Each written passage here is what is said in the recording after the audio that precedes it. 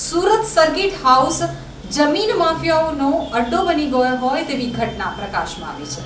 Surat circuit house વિવાદમાં આવ્યું છે। ભાવનગરનો કુખ્યાત જમીન માફિયા સર્કિટ હાઉસમાં રોકાયો છે તો જમીન માફિયા પથુભાની સર્કિટ હાઉસમાં રૂમ મળ્યો છે।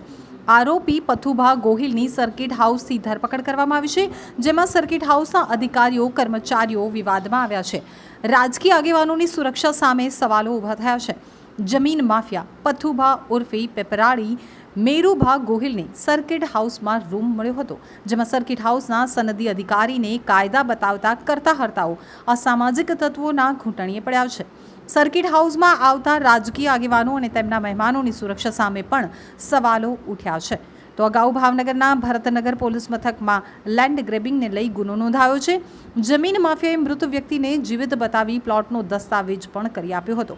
ગુજરાત હાઈકોર્ટમાં સ્ટે ઉઠી જતા ભરૂચના હિતેશ રાવલે નોંધાવેલી ફરિયાદમાં ભાવનગરની મહિલા હિનાબા ખુમાણ અને અશોક બાબરિયાની સામે ફરિયાદ થઈ હતી। ભાવનગરના આદિવાડામાં આવેલ એક જમીનના મામલામાં મૃત વ્યક્તિના નામે બોગસ દસ્તાવેજ બનાવનાર સામે પોલીસ ફરિયાદ નોંધવામાં આવી હતી। અગાઉ આ જમીન મામલે જેમની સામે ફરિયાદ થઈ છે તેમણે સ્ટે પણ લીધો હતો। ફરિયાદીના પિતાનું મૃત્યુ થયું હોવાથી તેમના પિતાના ખોટા ડોક્યુમેન્ટ્સ બનાવી બોગસ દસ્તાવેજ બનાવી જમીન પચાવી પાડવામાં આવી હતી।